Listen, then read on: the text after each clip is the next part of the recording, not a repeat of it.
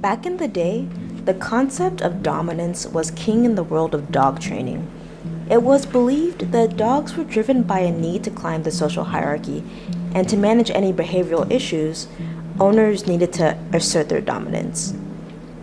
However, experts in canine behavior today are united in their belief that this theory is deeply flawed and should be left behind. Let's talk about it. Dogs have a deep-rooted ancestry tracing back to wolves, animal pack hunters led by a dominant figure. However, thousands of years of evolution have transformed domestic dogs into our unique companions. This shift has moved the focus from strict hierarchies to forming meaningful partnerships with us, the humans.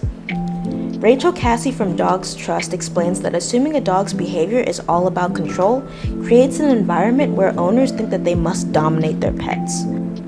This perspective often leads to training methods that rely on punishment or negative reinforcement, methods that have been shown to not only be ineffective but often harmful to the owner-pet relationship. With advancements in science and behavioral issues, we now know that the theory of dominance is outdated. Moreover, our understanding of how dogs learn and the functioning of their brains has improved a lot. We recognize that many behavior issues, like aggression, often stem from factors of insecurity or the pursuit of safety, rather than a simple quest for a higher rank or dominance. Victoria Stillwell, a renowned canine expert, insists that dogs are not on a grand mission for world domination. They aren't wired to control all situations or to compete for the top dog position. Instead, issues that arise are often tied to a dog's comfort and security. Forcing a dog into a state of calm submission can actually hinder their learning and exacerbate behavioral issues. Rachel Cassie emphasizes that the belief in dominance fuels forceful training methods. These actually intimidate and scare dogs, which can backfire and worsen behavioral issues in the long run. We're beginning to understand that behaviors previously misinterpreted as dominance-driven, like aggression, are often just rooted in fear.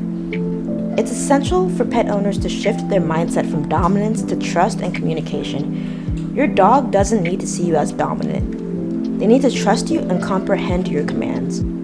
Our role as humans is to help dogs adapt to their environment, teaching them what's acceptable, like avoiding destructive chewing or digging, and managing their reactions to strangers or guests. And the key to successful dog training lies in rewarding good behavior. Dogs are remarkable at picking up cues, understanding how to get what they need, whether it's affection, treats, or play.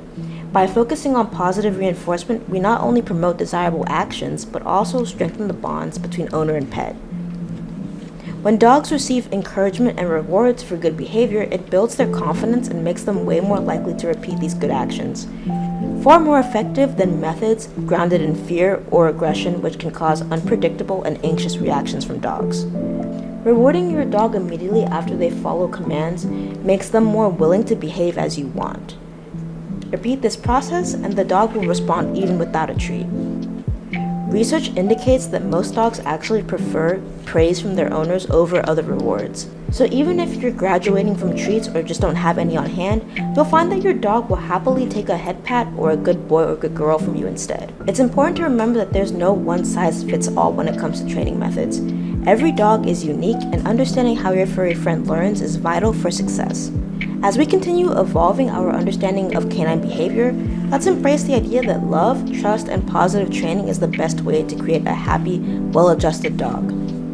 Outdated beliefs about dominance should be left behind, allowing for a happier, healthier relationship between pets and their owners. So next time you're faced with a behavioral issue, remember, it's not about being the alpha. It's about creating a supportive, loving environment where your canine companion can thrive. If you found this video helpful, please give it a thumbs up and consider subscribing for more tips on nurturing your dog's well-being. What was the best method you found to train your furry friend? Comment down below any tips or tricks you have for the fellow dog lover community.